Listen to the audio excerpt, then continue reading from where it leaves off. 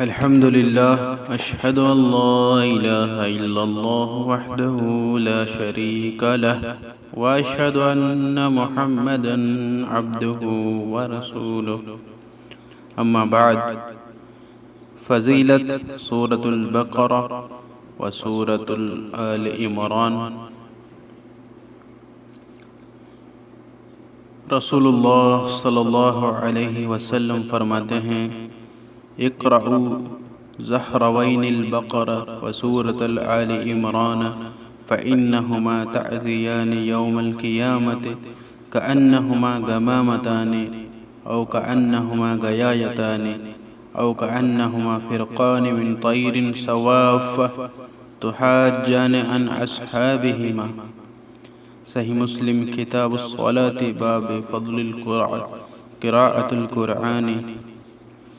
دو جگمگانے والی صورتیں یعنی سورہ بقرہ اور سورہ آل عمران پڑھا کرو، کیونکہ وہ دونوں قیامت کے دن ایسی حالت میں آئیں گی گویا وہ دو بادل ہیں یا دو سائبان ہیں یا صف باندھے پرندوں کی دو ٹکڑیاں ہیں۔ وہ اپنے پڑھنے والوں کی طرف سے حجت پیش کریں گی۔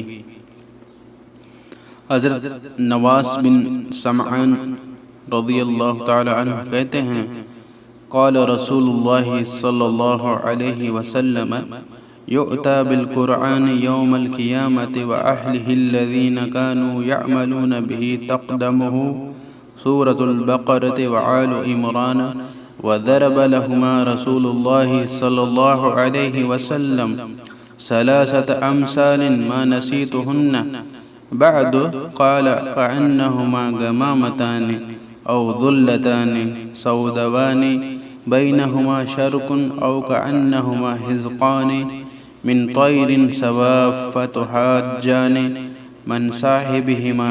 صحیح مسلم کتاب الصلاة باب فضل قراءۃ القرآن وسورة البقرہ جزء اول۔ حضرت نواس بن سمعان کہتے ہیں کہ رسول اللہ صلی اللہ علیہ وسلم نے فرمایا قیامت کے دن قرآن اور قرآن والوں کو جو اس پر عمل کرتے تھے لایا جائے گا۔ سورہ بقرہ اور سورہ آل عمران قرآن کے آگے آگے ہوں گی۔ پھر رسول اللہ صلی اللہ علیہ وسلم نے ان دو سورتوں کی 3 مثالیں بیان فرمائیں۔ میں ان مثالوں کو سننے کے بعد اب تک نہیں بولا۔ رسول اللہ صلی اللہ علیہ وسلم نے فرمایا گویا وہ دو بادل ہیں یا دو سیاہ سائبان ہیں جن کے درمیان خوب روشنی ہو رہی ہے، یا قطار باندھے ہوئے پرندوں کی دو ٹکڑیاں ہیں۔ یہ دونوں صورتیں اپنے اصحاب کے لیے حجت پیش کریں گی، یعنی اللہ تعالیٰ سے بخشش طلب کریں گی۔ ان دونوں صورتوں کو پڑھا کریں، ان کی بہت بڑی فضیلت ہے۔ اللہ تعالیٰ مجھے اور آپ سب کو عمل کرنے کی توفیق عطا فرمائے۔ اقول قولی ھذا لی ولکم استغفر اللہ۔